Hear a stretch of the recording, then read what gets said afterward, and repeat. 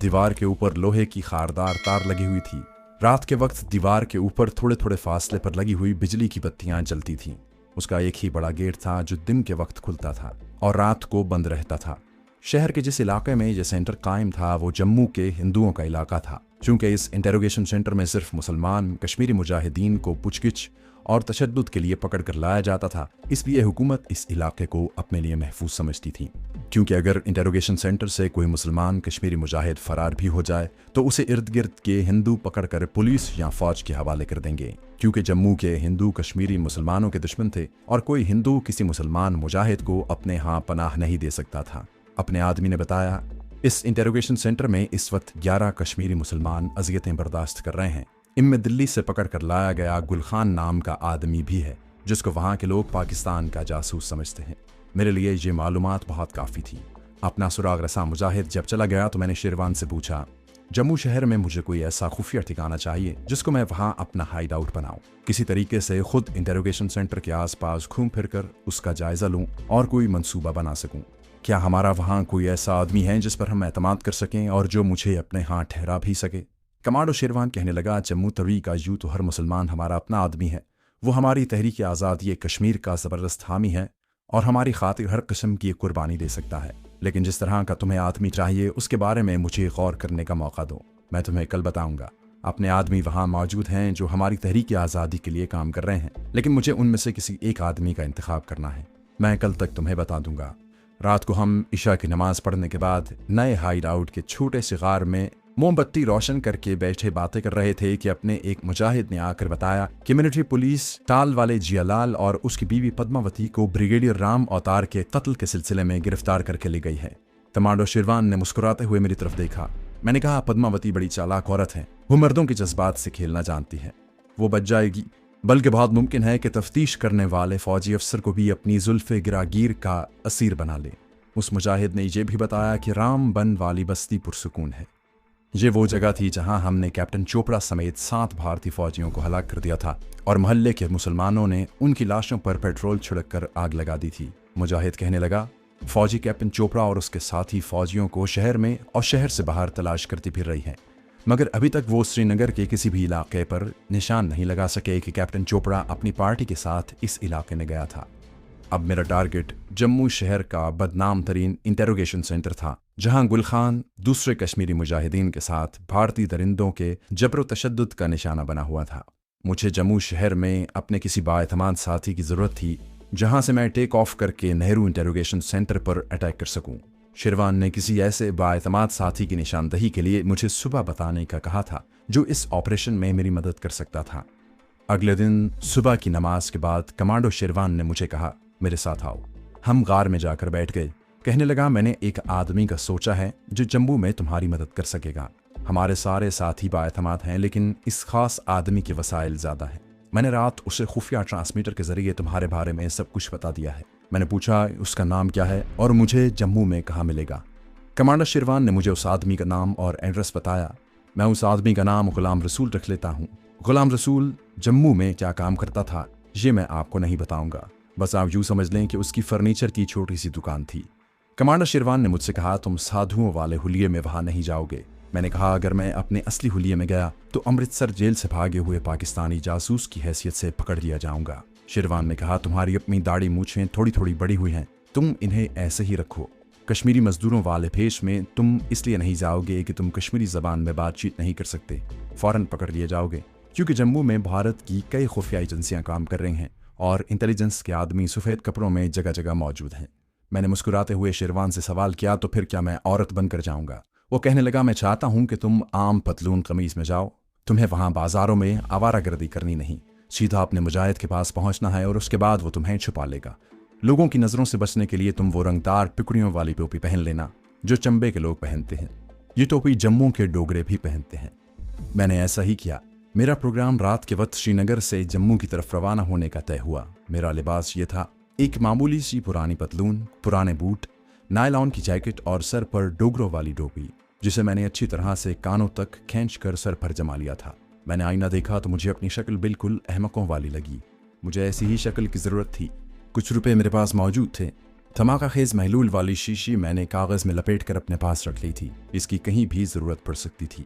शीशी आधी से ज्यादा खत्म हो चुकी थी, लेकिन इसमें अभी इतना महलूल बाकी था जो भारतीय फौज की पूरी प्लेटून को धमाके से उड़ा सकता था। मैंने सोच रखा था कि अगर रास्ते में चेकिंग हुई और मुझसे शीशी के बारे में पूछा गया कि इसमें क्या है, तो मैं कह दूंगा कि मेरे सर में सिकरी है और ये सिकरी की दवाई है जो मैं रात को सोने से पहले सर पर लगा लेता हूँ। अब मेरा अगला मिशन जम्मू में गुलाम रसूल से मिलना था। कमांडो शेरवान ने मुझे जम्मू वाले अपने मुजाहिद, जिसका फर्जी नाम गुलाम रसूल था, उसका पता एक बार फिर समझाया और कहने लगा, तुम कल दिन के वक्त जम्मू पहुंचोगे। लारी से उतरते ही गुलाम रसूल की दुकान की तरफ चल पड़ना। लारी अड्डे पर ज्यादा देर न रुकना। वहाँ CID के आदमी चल फिर रहे होते हैं और वो श्रीनगर जाने वाली और श्रीनगर से आने वाली सवारियों का पूरा जायजा लेते हैं। जरा शक पड़ जाए तो उसकी हिरासत में लेकर पूछगिछ शुरू कर देते हैं। इनसे बचने का एक ही तरीका है कि लारी से उतरते ही रिक्शा लेकर चल पड़ो। शुरू रात के अंधेरे में कमांडो शेरवान ने अपना एक मुजाहिद मेरे साथ कर दिया और हम पहाड़ी रास्तों पर चल पड़े। कोई 1-1.5 घंटे चलने के बाद श्रीनगर से जम्मू जाने वाली सड़क पर निकल आए। मुजाहिद ने कहा, जहाँ से आप जम्मू जाने वाली लारी में सवार हो जाएंगे। लारी श्रीनगर से आती है, हाथ देने से कोई ना कोई लारी जरूर ठहर जाएगी। मैंने कहा, तुम फिक्र न करो दोस्त, बेशक वापस चले जाओ। वो बोला, मैं इन दरख्तों के पीछे बैठने लगा हूँ, जब तुम लारी में सवार हो जाओगे तो वापस चला जाऊंगा, खुदा हाफिज। और वो सड़क से उतरकर दरख्तों के नीचे अंधेरे में गायब हो गया। सड़क पर कोई रोशनी नहीं थी। मैंने एक सफरी थैला उठा रखा था जिसमें यूं ही अपने फालतू पुराने कपड़े डाल रखे थे। एक लारी की हेडलाइट्स नजर आई। मैंने हाथ दिया, लारी रुके बगैर निकल गई। इस तरह दूसरी लारी भी निकल गई। कोई 5 घंटे बाद एक लारी की रोशनियां करीब आई तो मैंने दोनों हाथ उठाकर उसे रुकने का इशारा किया। लारी जरा आगे जाकर सड़क की एक जानिब रुक गई। मैं भागकर उसमें सवार हो गया। लारी मुसाफिरों से भरी हुई थी। कंडक्टर जम्मू का था। उसने मुझसे पूछा कि मैं कहाँ जाऊंगा। मैंने कहा, जम्मू शहर। उसने पैसे लेकर मुझे टिकट काट कर दे दिया। मैं वहीं लारी के फर्श पर बैठ गया क्योंकि सारी नशस्तें भरी हुई थी।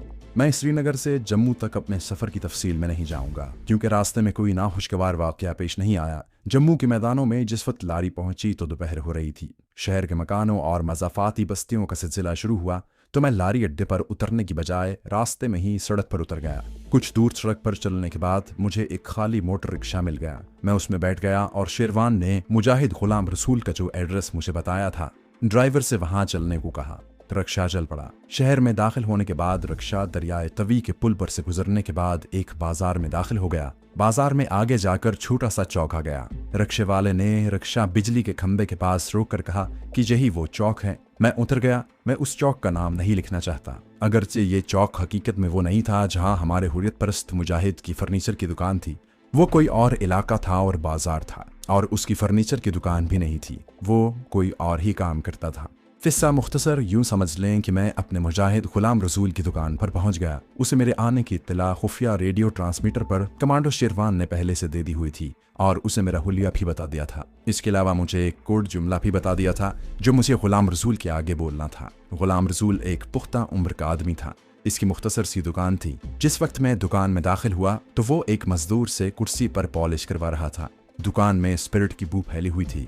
गुलाम रसूल ने गहरी निगाहों से मेरी तरफ देखा और मजदूर से कहा, बस ठीक है, अब इसे सूखने के लिए रहने दो और तुम जाओ। मजदूर किंग का डिब्बा उठाकर दुकान से बाहर चला गया। जब वहां सिर्फ मैं और गुलाम रसूल ही रह गए तो गुलाम रसूल ने पूछा, जी महाशी जी, फरमाइए, मैं आपकी क्या खिदमत कर सकता हूँ। हमारे पास ज्यादा कीमती फर्नीचर तो है नहीं, लेकिन हम आपकी निगरानी में तैयार कराते हैं और ये ज्यादा देर तक चलता है। उसने मुझे पहचान लिया था। वो मेरे कोड जुमले का इंतजार कर रहा था। मैंने कहा, जम्मू तवी में आज मौसम खुशगवार रहेगा। गुलाम रसूल ने यह सुनते ही मुझे दुकान के पीछे जाने का इशारा किया। दुकान के पीछे एक छोटी सी कोठरी थी। कोठरी में एक सफ बिछी थी। छत के पास पिछली दीवार में एक रोशनदान था जिसमें से रोशनी अंदर आ रही थी। मैं सफ पर बैठ गया। थोड़ी देर गुजरी होगी कि गुलाम रसूल अंदर आया। वो मेरे सामने बैठ गया और बोला, तुम पहले कभी जम्मू आए हो? मैंने कहा, 2-1 बार आया हूँ, मगर शहर के गली मोहल्लों से ज्यादा वाकफियत नहीं है। उसने अपने सर को खुजाते हुए कहा, फिर तुम्हें शाम का अंधेरा होने तक इसी जगह बैठना पड़ेगा। क्या तुम इंतजार कर लोगे? मैंने कहा, गुलाम रसूल साहब, मैं सारी रात यहाँ बैठकर आपका इंतजार कर सकता हूँ। गुलाम रसूल के चेहरे की मतानत में कोई फर्क ना आया। कहने लगा, इसकी जरूरत नहीं पड़ेगी। तुम्हें भूख प्यास तो नहीं लगी? मैंने कहा, मैंने रास्ते में कुछ खा पी लिया था, किसी एक किस्म की कोई हाजत नहीं है। गुलाम रसूल बोला, ठीक है, तुम आराम करो। वो कोठरी से निकल गया। बाहर जाकर उसने कोठरी बंद कर दी और चटखनी लगा दी। मैं अकेला कुछ देर बैठा रहा, फिर सफ पर लेट गया। अजीब बात है कि मुझे नींद आ गई। आंख उस वक्त खुली जब गुलाम रसूल मेरे कंधे को हिलाकर मुझे जगा रहा था। उठो भाई, रात हो गई है, तुम्हें मेरे साथ चलना होगा। तुम दुकान से बाहर निकलकर बाएं जानिब जाओगे, बाजार आगे जाकर दाएं मुड़ता है, वहां एक कूड़े करकट का डिप्पू है, तुम उसकी दीवार के पीछे खड़े होकर मेरा इंतजार करोगे, ठीक है? बिल्कुल ठीक है, तो फिर निकल जाओ। मैं दुकान से निकलकर बाजार में आया तो रात हो चुकी थी। कई दुकानें बंद हो चुकी थीं। जो खुली थी उनमें बिजली के बल्ब जल रहे थे। मैं बाजार में एक तरफ होकर चलने लगा। कुछ दूर चलने के बाद बाजार बाएं जानिब घूम गया। वहां कोने में एक फिल्थ डिब्बों की दीवार बनी हुई थी। मैं दीवार के पीछे जाकर खड़ा हो गया। 2-3 मिनट के बाद दुकान बंद करके गुलाम रसूल भी आ गया। वो मेरी तरफ देखे बगैर आगे निकल गया। उसने करीब से गुजरते हुए सिर्फ इतना कहा, 7 कदम का फासला डालकर मेरे पीछे चलो। मैंने वैसा ही किया। मेरी नजरें गुलाम रसूल पर थीं। ये जम्मू शहर का बड़ा गुंजान इलाका था। तंग बाजार थे। वो एक गली में दाखिल हो गया। मैं भी उसके पीछे एक गली में दाखिल हो गया। कई गलियों में से होकर एक खुली जगह आ गई, जहां सामने कुछ फासले पर सड़क पर बिजली के खंभों पर बल्ब रोशन थे। गुलाम रसूल एक तरफ अंधेरे में खड़ा था। मैं उसके करीब आया तो उसने मुझे रुकने को कहा। वो सामने वाली सड़क देख रहे हो? जी हाँ, देख रहा हूँ, मैंने जवाब दिया। गुलाम रसूल कहने लगा, मैं यहीं पर खड़ा हूँ, तुम सड़क की दूसरी तरफ चले जाओ, वहां तुम्हें आमों का बाग मिलेगा। उस बाग में एक पुरानी बारादरी का खंडर है, उस खंडर में मेरा इंतजार करो। हम शायद शहर की फसील के बाहर आ गए थे। आगे ढलान थी। मैं ढलान उतरकर सड़क पर आ गया। सड़क को क्रॉस किया तो सामने आमों का बाग था। बड़े घने दरख्त थे। दरख्तों में अंधेरा छाया हुआ था। मैं दरख्तों में बिल्कुल सीध में चलने लगा। बाग जहां खत्म हो जाता था वहां मुझे एक चबूतरा दिखाई दिया, जिसके ऊपर बारादरी सी बनी हुई थी। मैं बारादरी की दूसरी जानिब गिरे हुए पत्थरों पर बैठ गया। कुछ देर गुजरने के बाद गुलाम रसूल भी आ गया। वो भी मेरे करीब बैठ गया। कहने लगा, इस शहर में हमें एक एक कदम भी सोच समझ कर उठाना पड़ता है। जम्मू में भारत की सारी खुफिया एजेंसियों के आदमी मौजूद हैं। मुझे शेरवान ने तुम्हारे बारे में सब कुछ बता दिया है। अपना जो आदमी जहां से नेहरू इंटरोगेशन सेंटर की मालूमात लेकर तुम्हारे पास गया था, उसे मैंने ही सब कुछ बताया था। मैंने उससे पूछा, क्या तुम्हें यकीन है कि हमारा मास्टर स्पाई गुल खान उसी इंटरोगेशन सेंटर में है? हम अंधेरे में बैठे हुए थे, मगर हमें एक दूसरे के चेहरे नजर आ रहे थे। वो कहने लगा, हमारी कोई मालूमात गलत नहीं होती। हम सांप के मुंह के अंदर जाकर उसके पेट का सारा हाल मालूम करके आते हैं। गुल खान उसी इंटरोगेशन सेंटर में है, मगर उसका वहां से फरार होना मेरे हिसाब से एक नामुमकिन बात है। बहरहाल तुम अपनी कोशिश कर देखो। मैंने नेहरू इंटरोगेशन सेंटर के बारे में मजीद पूछा तो गुलाम रसूल ने कहा, शहर के जुनूब की जानिब हिंदू आबादी वाले इलाके के अंदर ही एक नहर बहती है। ये नहर तवी दरिया से निकाली गई है और शहर के बागों और खेतों को सैराब करती है। इस नहर के थोड़े थोड़े फासले पर 7 बुर्ज हैं। पत्थर के ये छोटे छोटे बुर्ज नहर के पुल के ऊपर बनाए गए हैं। ये इंटरोगेशन सेंटर 5वें बुर्ज की एक जानिब पत्थरों की बनी हुई ऊंची 4 दीवारी के अंदर है। बाहर से ये किसी प्राइमरी स्कूल की इमारत लगती है, लेकिन उसके नीचे जमीन के अंदर तहखाने हैं। इन तहखानों में सारा दिन दिलदोज इंसानी चीखें बुलंद होती रहती हैं। ये चीखें इन कश्मीरी हुर्रियत परस्तों की होती हैं, जिन पर इन तहखानों में तशद्दुद किया जा रहा होता है। मगर इन चीखों की आवाज़ें तहखानों से बाहर नहीं निकलती। तहखाने की पहाड़ जैसी भारी भरकम दीवारों से टकरा कर रह जाती है। गुल खान को भी इन्हीं तहखानों में से एक तहखाने में रखा गया है। तुम्हारे ख्याल में क्या कोई ऐसा जरिया है कि मैं इन तहखानों में जा सकूं? गुलाम रसूल खामोश निगाहों से मेरी तरफ देखने लगा। फिर बोला, इस बारे में बाद में बात करेंगे, अभी तुम मेरे साथ आओ। मैं तुम्हें उस जगह ले चलता हूँ जहाँ तुम रूपोशी की हालत में रहोगे। वो उठकर सामने की तरफ चला। मैं उसके पीछे पीछे चलने लगा। अंधेरे में मुझे दूर एक टीला सा दिखाई दिया। हम बंजर मैदान में से गुजर रहे थे। मेरे जूते के नीचे कंकर और रोड़े कुचले जा रहे थे। छोटे छोटे झाड़ियों की तरह कद्दे आदम दरख्त थे, जिनकी टहनियां फैली हुई थीं और चलते वक्त हमें मुंह के आगे से हाथों से हटानी पड़ती थीं। गुलाम रसूल टीले के पास आकर उसकी तरफ घूम गया।